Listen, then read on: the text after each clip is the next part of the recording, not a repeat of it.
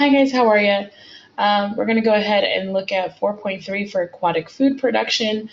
This is your Kognity reading that you have to do as well as 4.4 this week.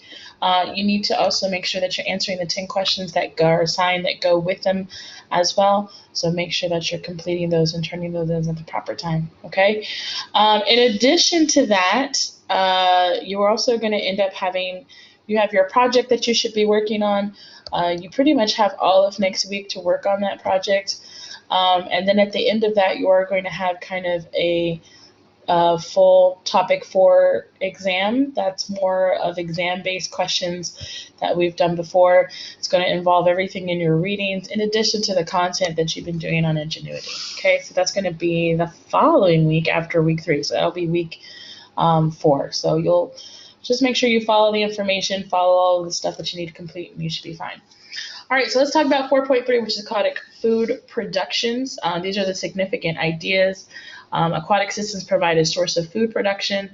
Unsustainable use of aquatic ecosystems can lead to environmental degradation and collapse of wild fisheries.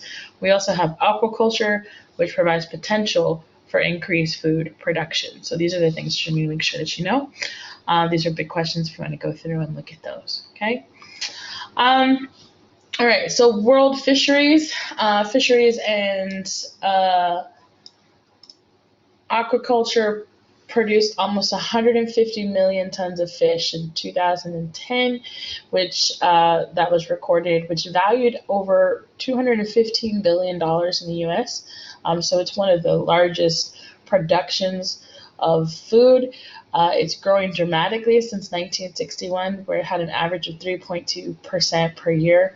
So you kind of see it has a large increase that you're seeing that's moving up. And we also have kind of what we're seeing in China and in the world excluding China. China's population is continuing to grow. It actually drives the food production and that you have. When China finds a food that they like to eat, such as fishing and fisheries and stuff like that, the rate of what they consume is huge because they're one of the greatest populations in the world. The 4 fish we are pretty much overeating. There is definitely a preference to fish that people like to overeat. And so we pretty much love salmon, tuna, shrimp, which we consider into the fish category, and halibut.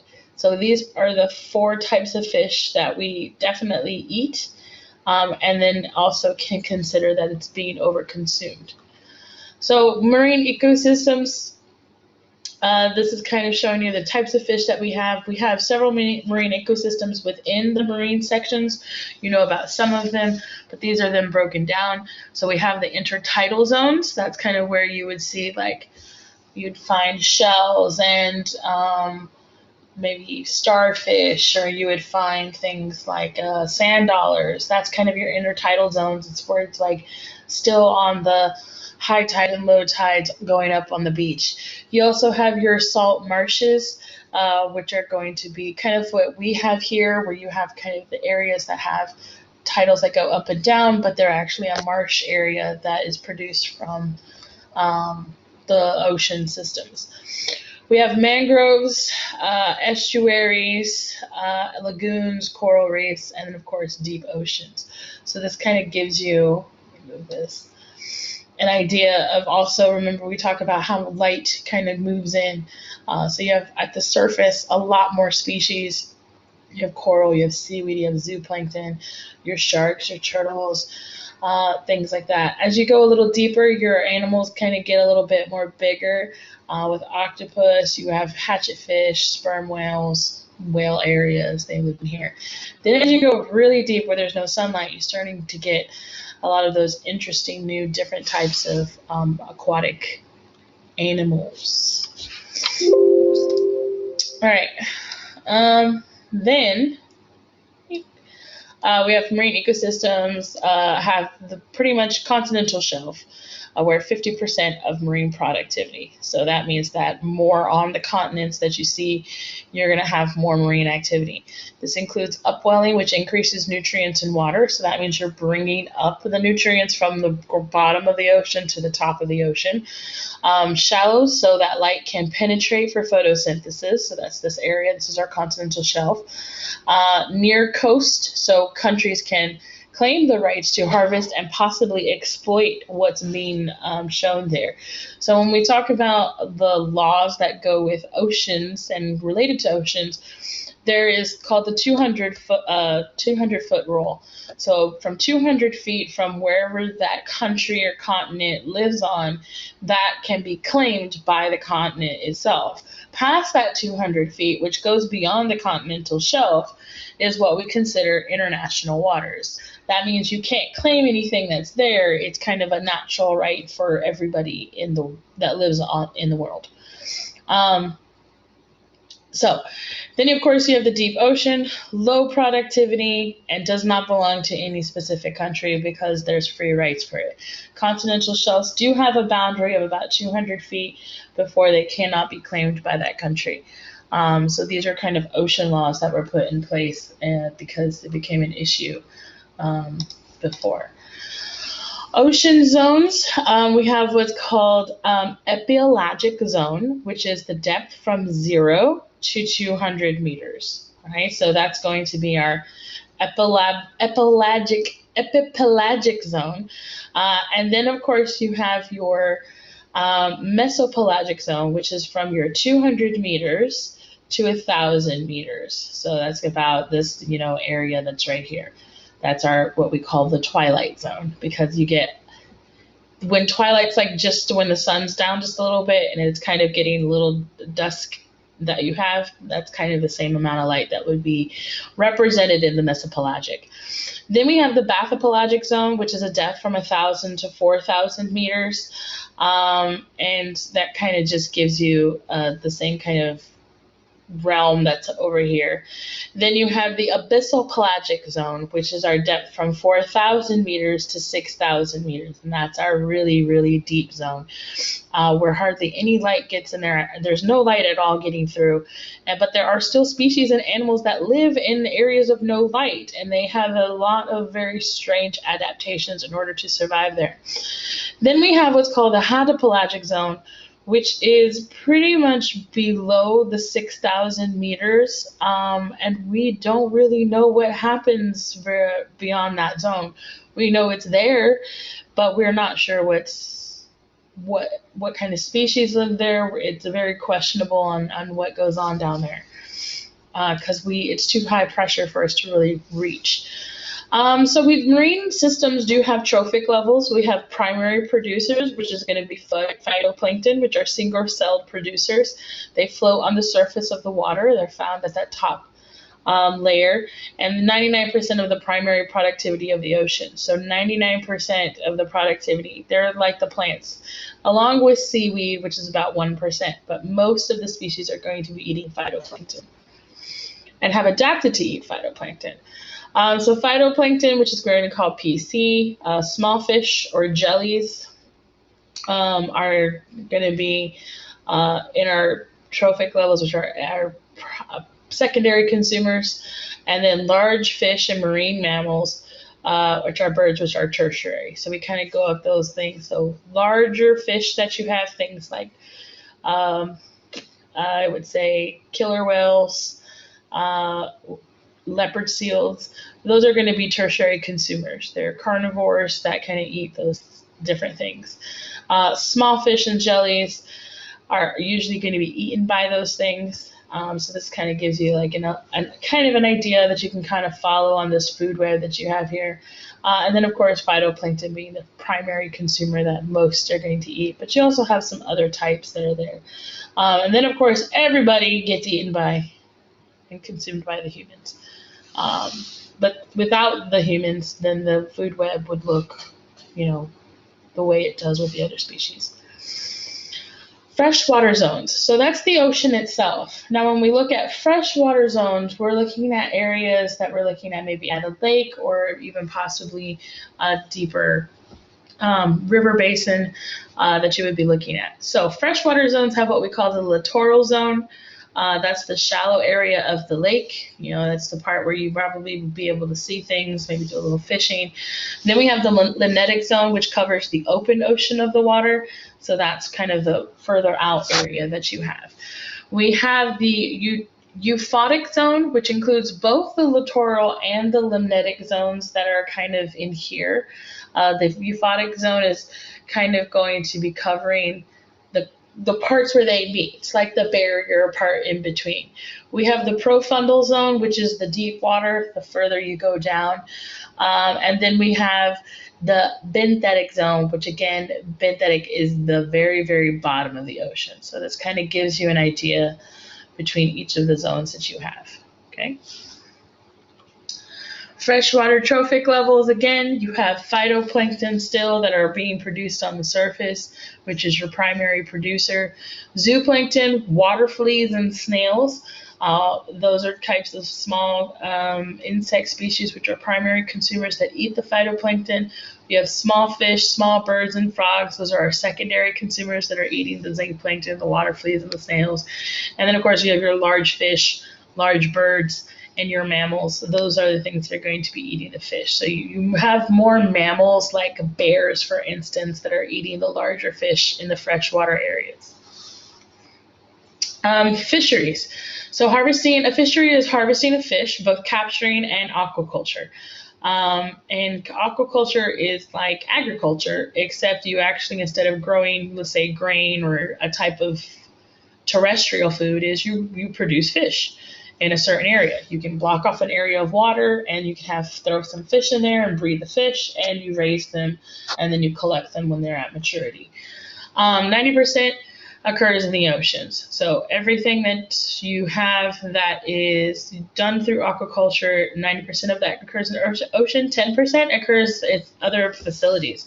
There's some places in Australia and Texas that actually have buildings where they produce aquaculture and they put these and fisheries inside and then breed them almost like a giant fish tank, but it's for consumption. So they're breeding and building those fish in order for people to consume. It is an important food source for humans. Most populations and large populations are on waterways because that's where the fish produce the most amounts of food that's easily to obtain. So that is the reason why. More than 70% of the world's fisheries are exploited and are being harvested at an unsustainable rate. People love their fish more often when cultures change. For instance, sushi has become popular since about the 1980s, 1990s, and it's only been increasing in everybody wanting to consume sushi, which actually increases the amount of fish that you need and provided for. As population increases, people have a more high demand for fish. It's also going to increase. Just recently, China has just had their revelation about sushi. They never used to eat it before, but just since about 2010, China has been consuming sushi at a very high rate, which means all of those unsustainable fish that are being exploited at a rate that we can't renew them are pretty much increasing at an exponential rate, where we probably will run out of certain fish in order to, because of sushi, because China likes sushi. Again, it's based on population and high population rates. Many people in the major economically developed countries are decreasing meat intake and increasing consumption, leading to further demand of fisheries. So a lot of people are going on like pescatarian diets, which is I only eat fish kind of trend. And because of those trends and not wanting to eat red meat, well, now because you don't eat red meat, now the demand for fish is increasing. So you're shifting one problem to the other as far as demand goes. Farmed fish becoming more common as wild caught fish has been depleted to a level that is not sustainable. So if you go to the grocery store, you'll see, if you look at the fish counters, they'll say wild caught or they'll say farm raised. Farm raised is aquaculture, where it's raised in what's the most common setting. Wild caught is very rare because most of those habitats have been destroyed and overexploited and overfished, and they don't really exist anymore. It's very difficult to find wild caught things unless it's very local and independent farm aqua fishermen. Um, the most productive sea areas that you'll kind of see here is presented in this map. This kind of shows you where we see the most net primary production that occurs. And this is in the last decade that we're looking at. So the really, really dark areas that you can see along coastlines, those are where we have the highest present areas for those productivities.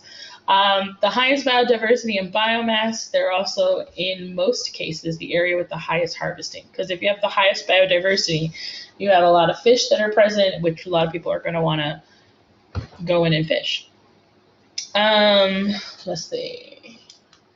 The unit used in this global map is what we call the annual net primary productivity, which is our NPP, which we've talked about before. Sustainable yield, make sure that we've talked about these terms before. It's the amount of natural capital that can be extracted each year without depleting the stock to a point that is not replenishable. Remember, we know that we need to stay under the sustainable yield, but we're doing a lot more in all aspects going beyond that sustainable yield. Maximum sustainable yield is the largest yield or catch that can be theoretically be taken from a species stock without permanently depleting the stock forever.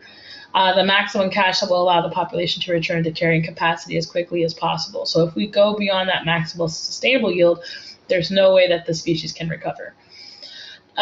Generally, maximum sustainable yield is about half the carrying capacity of an organism. So if you kind of go over half that carrying capacity, then you can't recover. Carrying capacity, which is represented by K, remember, depends on reproductive strategy, lifespan of organism, and limiting factors in the ecosystems, meaning like resources that are available, maybe climate change and temperature change that might also be a factor. Maximum sustainable yield. So we've talked about this before, the amount we can take out without reducing the original stock. So maximum sustainable yield, remember, is about 50% of the population, so that would be about here. If you exploit that productivity, then it's going to be to the point where it probably will never reach the carrying capacity that you have. If 1,000 fish are born every, let's say, day, and we only take 1,000 fish, then you're not going to end up having enough fish in order to recover. That's kind of the idea. So this is our sustainable yield curve. This is what you would actually see the curve do if you hit maximum sustainable yield.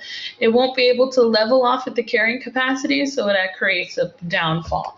And remember, we've talked about this before where it's like a crash. So when you have up, this is kind of the same thing. If you overfish the population, then you can't reach capacity. You're going to end up dropping down and having a crash on that. So that's kind of a review. This is also a review for maximum sustainable yield. So the amount, remember, sustainable yield is the annual growth and recruitment minus the annual death and immigration. So sustainable yield is the total biomass at T+1 divided by the energy that you have minus the total biomass at the time over the energy. So remember, it's all based on the total amount of biomass that you have. And remember, there's lots of ways. When we're talking about fisheries and biomass, we're talking about the whole fish, okay? In practice, harvesting at the maximum sustainable yield is not sustainable.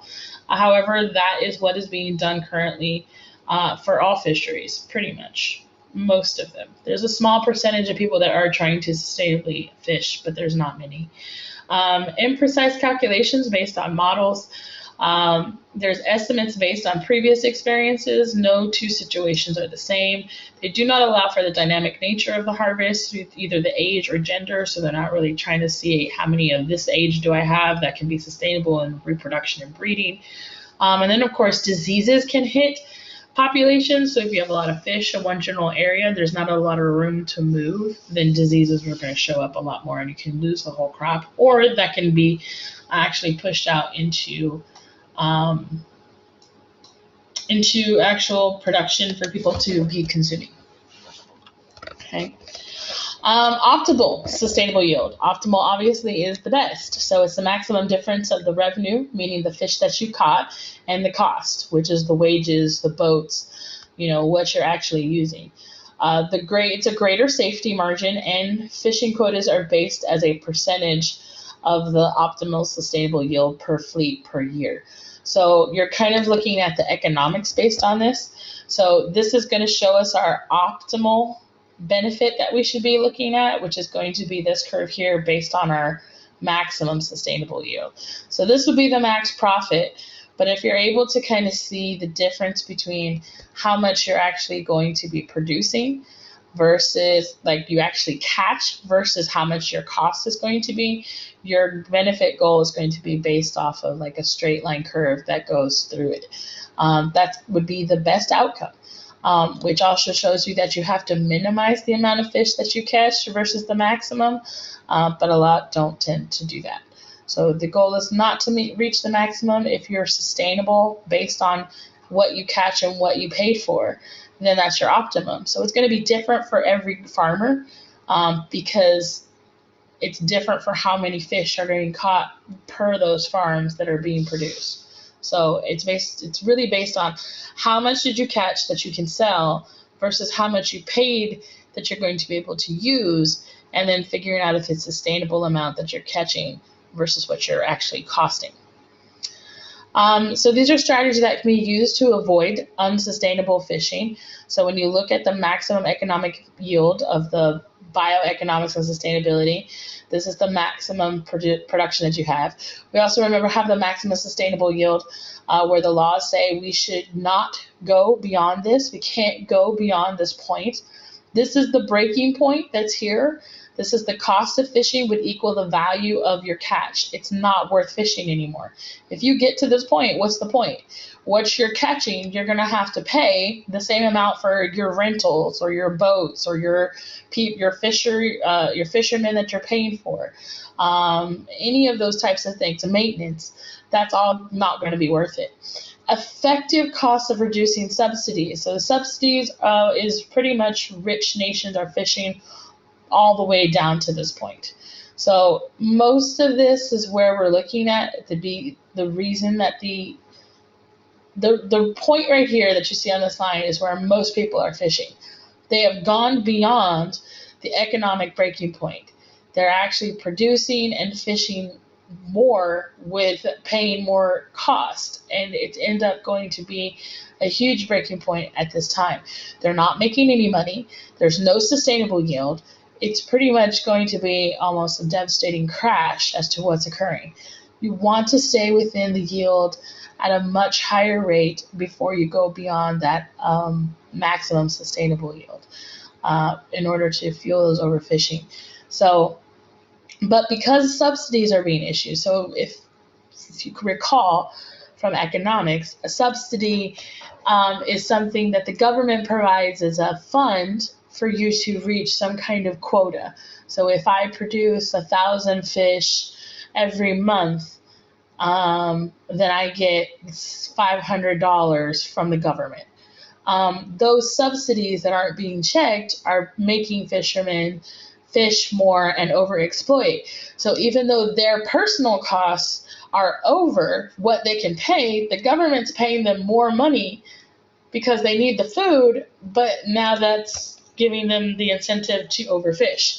So this overfishing is actually being produced because of government's overfunding subsidies. So here's a case study. It's about the Eskimos, or what we call the Inuit people, who have whaled in the Arctic for thousands of years. It's part of their culture and their tradition to whale. In 1977, a crisis over native whaling ensued when the International Whaling Commission revoked the subsistence exemption used by the Inuit people to hunt bowhead whales. So they would hunt for the whales as part of their culture. Most of the Inuit tribes live in areas that are not heavily populated and not urban areas. So they used every part of the whale. It's a very cultural and spiritual thing for these people to do. They weren't the ones that were really overhunting these particular whales. These whales are being overhunted by other manufacturing places in Japan and stuff like that. But then this kind of falls into the Inuit tribes too. It's like, well, you also now, because of what someone else has done, you also have to not hunt this, which is a big change in their cultural perspective. It wasn't like they were wasting what they caught. They used every single piece of that whale, and it was a very spiritual thing for most of these tribes. Um, we also have the grind, which is the whaling in Faroe Islands. Our cultural affects what we consider ethical. So many cultures consider eating crustaceans very normal. So by hunting whale and hunting other types of species, it's part of their natural culture that they have. But because overpopulation, we're kind of telling these cultures that have been doing it for hundreds and thousands of years, no, you can't do that anymore. So you need to be able to make sure that you can discuss a case study regarding harvesting of pretty much named species, but you also have to make sure that you can understand where these cultural aspects come from. So we're not going to kind of go through each of these. We'll try to see about doing some case studies on the perspectives of cultural issues versus sustainable yield and populations. So there are certain methods of fishing. There's what we call dredging. It drags a metal bag across the ocean floor. It damages to the ecosystem. It captures anything in its path. It pretty much grabs everything on the ocean floor. So any habitat or anything like that also gets destroyed in dredging. Dredging is not the best method for fishing, but it is a method. We have gill nets, which is a curtain of nets placed in the water with small holes large enough for fish to get get head but not body through. It often traps, though, unwanted creatures like turtles and stuff like that. Dolphins even sometimes get caught in these types of webs and then either get killed or get thrown back over. Trawling, which drags a net through the water behind a boat and captures any organisms in the path. So that's kind of each of these pictures is what you're looking at. So this is dredging, this is gill nets, and this is trawling. The last one is using explosives to kill fish in an area. Literally taking dynamite and throwing it in the water, and it kills whatever in the area. When a fish dies, it floats to the surface. Not only, though, if you're killing fish, you're killing everything. You're killing coral, you're killing phytoplankton, you're killing pretty much everything in the area that you have. These are commercial fishing methods, right? So that we're looking at that occur at a mass scale. So we're looking at the breaking point. Pretty much we're looking at the underexploited that you have. So this is kind of the 1950s where we were sustainable. And then past that, we're getting more to fully exploited, where 39% are kind of overfished in this general area and overexploited. And then pretty much in the 1990s, about 2003, 32% of the stocks had collapsed due to unsustainability. So we've already seen crash in the aquaculture farming. Most of the fisheries that used to exist don't exist anymore because they weren't able to produce enough fish stock. Researcher, how two fisheries have been managed and relate to the concept of sustainability. Newfoundland and Iceland cod fisheries are two great examples. So these are just examples of what you can go through. Again, we're not going to be going and doing that. But Newfoundland highlights a disaster and Iceland's sustainable model.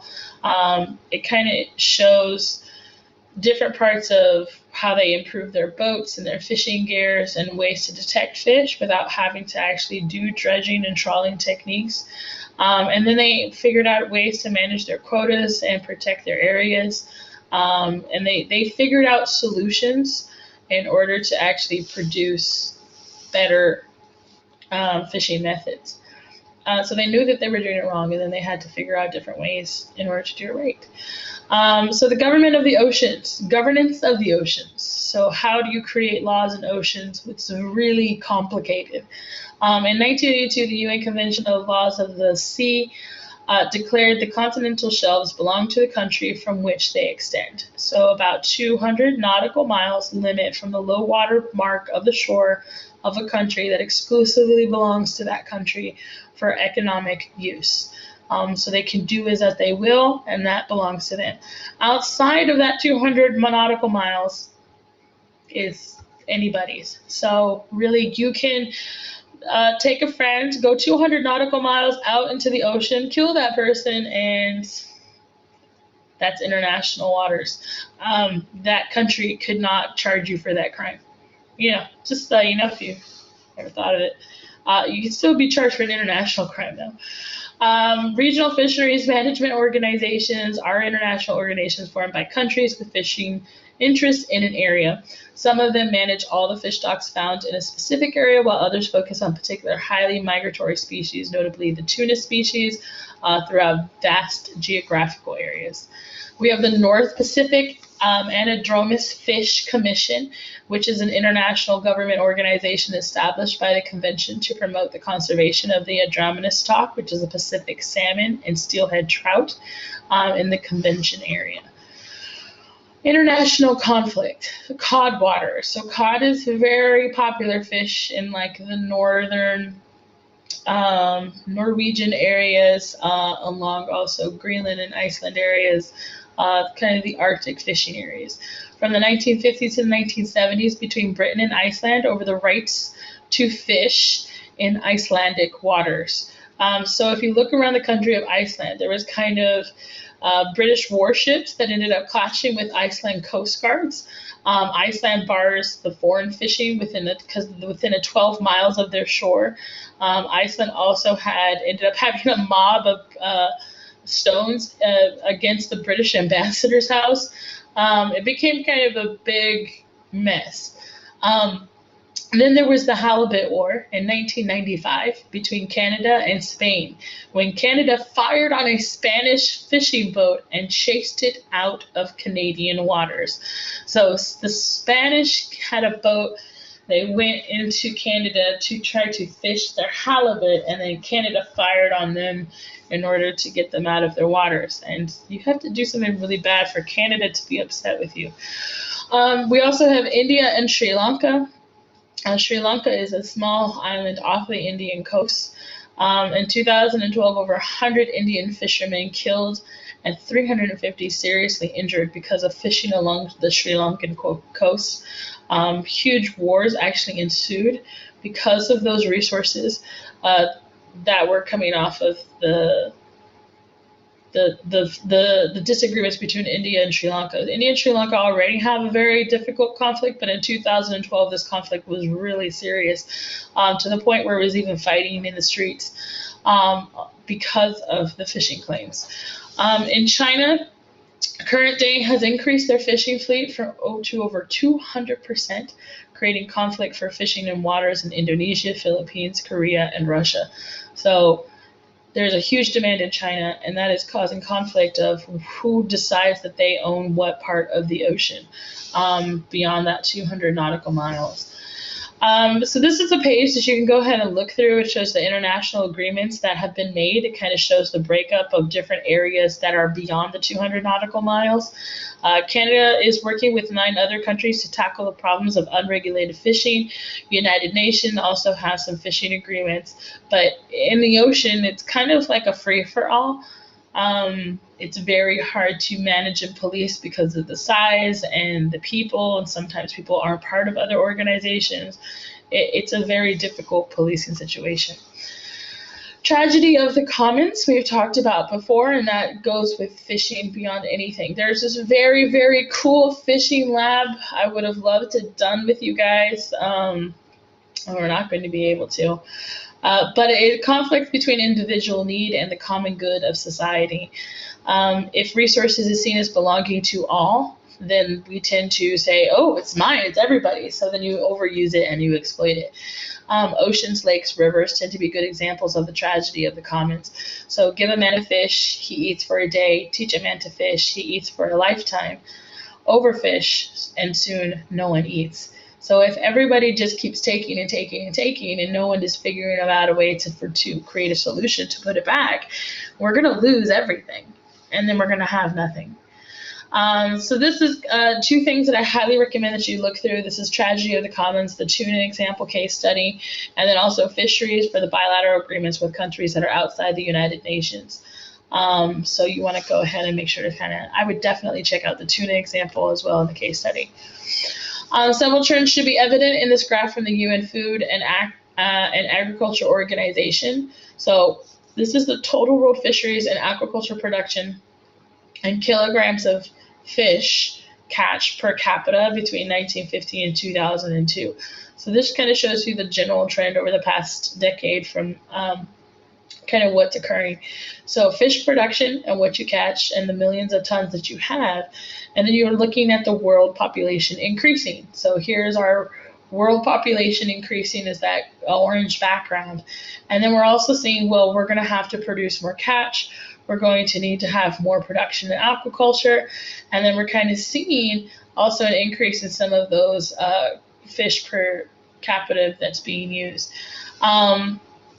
So we're definitely looking at the increase of those populations causing the increase of everything else that ends up occurring. So it's definitely worrisome. We're also starting to see kind of a leveling off. If you can see that the production has increased for what we're catching, and we try to also exclude some of China because China kind of alters everything on that map. You can see that it almost has a leveling off. We're not producing enough of the catch in order to support the population. So we're reaching that maximum sustainable yield capacity, which of course is going to just end up falling off. And you can see that this was represented in 2002. We're very, very close to complete die-off in the aquaculture. So benefits, more sustainable because fish using scraps that were wasted in the past. We have that actually being reused. We also have waste products from livestock and poultry industry used instead of fish meal, so those have been changed. Many carnivorous fish are able to obtain enough energy from other sources instead of eating other fish. And China uses carp and catfish, which grow in rice paddy fields, and these add nutrients to the water, which can be used to fertilize the rice that ends up growing. So there have been some changes and some good things that have come out of this. Then fish higher in the food chain, like salmon and tuna, still require nutrients from fish lower on the food chain, leading to depletion of other species. We have loss of habitat, meaning like mangroves, in order to create fish farms. We have pollution of water due to fish feed and medications added to fish pens. Remember, we talked about they can get diseases, so they try to add kind of medicines in there, but there's no boundary. And so those medicines end up polluting the other areas of the water. Increased spread of disease due to confinement in small spaces and often involves genetically modified species. If they escape, those genetically modified species can breed with other wild species, and who knows what that's doing.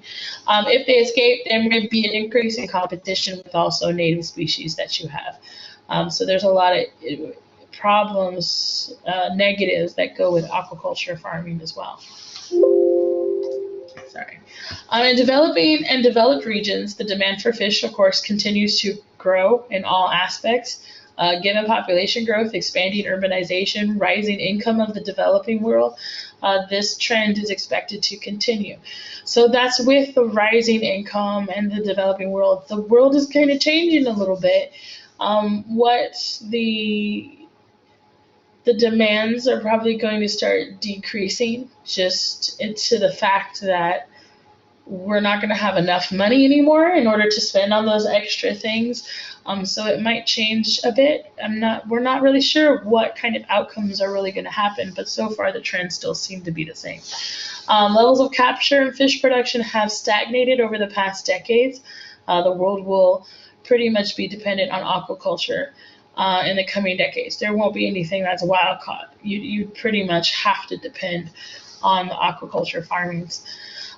You may also link this case study to the previous question. So you can link these case studies. oh, let's not talk about that. So if you just look at the picture right here, these are kind of what aquacultures are. So they're like little fish beds that you have in the areas that you kind of see what's going to kind of be taken. But yeah, so we're going to talk about this in 8.1 for human population and human dynamics and comparing carrying capacity. Anything that has to do with food, either terrestrial or aquatic, are all based on human population growth.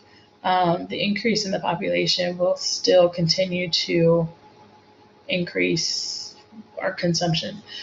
So that's the biggest issue. All right, so stay tuned for 4.4. That's pretty much going to be the last one. Then you have your project that yours due on April 17th. Don't forget about that. And then you have the week afterwards, pretty much review, and then your questions for your test for all of topic for water studies. And then we'll see what we do after that. Yeah. All right, I'll see you guys, and you guys be good.